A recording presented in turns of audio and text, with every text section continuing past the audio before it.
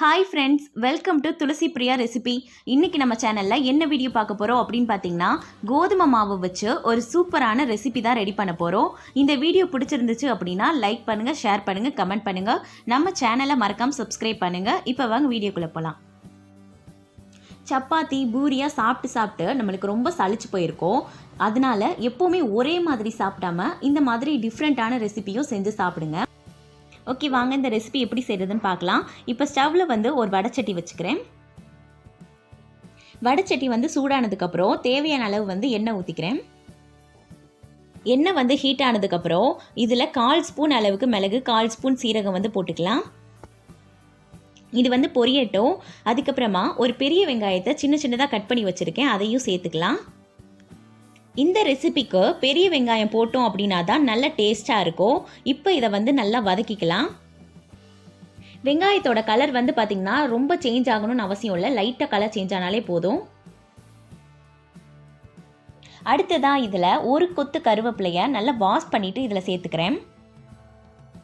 இப்போ 2 பச்சை மிளகாவை சின்ன சின்னதாக கட் பண்ணி போட்டு வதக்கிக்கலாம். நெக்ஸ்ட் 4 பல் பூண்டு, ஒரு துண்டு இஞ்சி 1-2 தட்டி போட்டுக்கலாம். இஞ்சி பூண்டோட பச்சை ஸ்மெல் போகட்டும், அது வரைக்கும் லைட்டாக வதக்கிக்கலாம். இப்போ இதுக்கு தேவையான மசாலா சேர்த்துக்கலாம். 1 ஸ்பூன் அளவுக்கு தனி மிளகாத்தூள், 1 ஸ்பூன் அளவுக்கு மல்லித்தூள் சேர்த்துக்கலாம். ஸ்டவ்வை ஸ்லோ ஃப்ளேமில் வச்சு இதை லைட்டாக மிக்ஸ் பண்ணி விட்டுக்கலாம். காரம் பார்த்திங்கன்னா நீங்கள் உங்களுக்கு தகுந்த மாதிரி கூட்டி குறைச்சி போட்டுக்கோங்க. இப்போ 1/2 ஸ்பூன் அளவுக்கு நான் மிளகுத்தூள் ஆட் பண்ணிக்கிறேன். இதெல்லாம் பச்சை வாசனை போகிற வரைக்கும் வதக்கினா மட்டும் போதும். இப்போ நம்ம ஸ்டவ்வை ஆஃப் பண்ணிக்கலாம். இப்போ ஒரு பவுல் எடுத்துக்கிறேன். இதில் 1 கப் அளவுக்கு, அதாவது 200 கிராம் அளவுக்கு நான் கோதுமை மாவு சேர்த்துக்கிறேன்.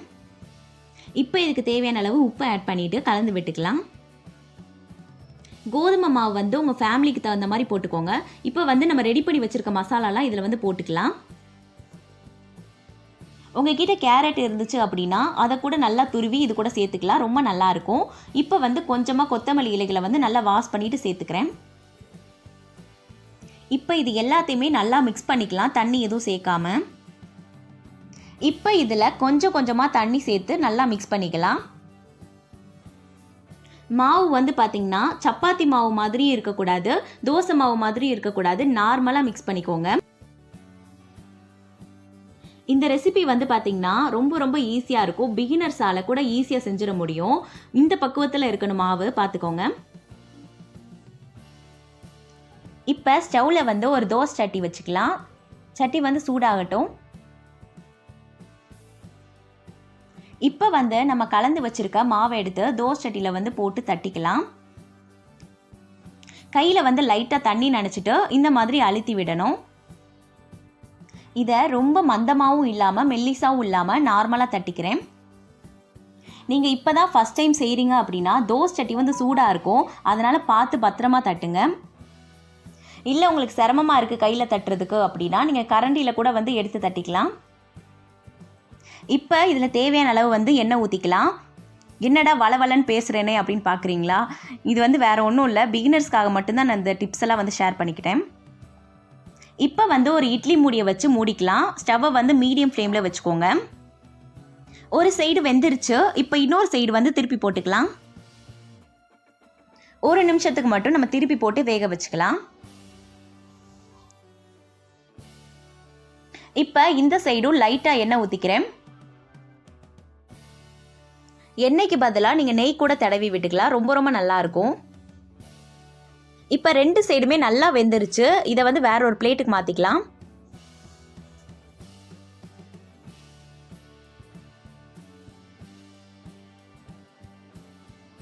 மீத இருக்க மாவையும் நம்ம தட்டிக்கலாம். இந்த மாதிரி சின்ன சின்னதாகவும் போட்டு எடுத்துக்கலாம்.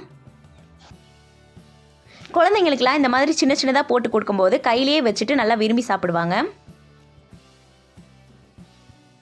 இதையும் நல்லா வேக வச்சுட்டு ரெடி ஆனதுக்கப்புறம் காட்டுறேன். ஓகே, அவ்வளோதான். கோதுமை மாவை வச்சு ஒரு சூப்பரான டிஃபன் ரெசிபி பார்த்தோம். இது கண்டிப்பாக எல்லாருக்குமே ரொம்ப ரொம்ப பிடிக்கும். இதுக்கு பார்த்திங்கன்னா தேங்காய் சட்னி, தக்காளி சட்னிலாம் தொட்டு சாப்பிட்டோம் அப்படின்னா சூப்பர் டேஸ்ட்டாக இருக்கும். அதெல்லாம் அரைக்க டைம் இல்லை அப்படின்னா கூட இதை மட்டுமே வெறுதாக சாப்பிட்டா கூட செம்மையாக இருக்கும். இது டிஃபனாக மட்டும் இல்லை, ஈவினிங் ஸ்நாக்ஸாக கூட செஞ்சு சாப்பிட்லாம்.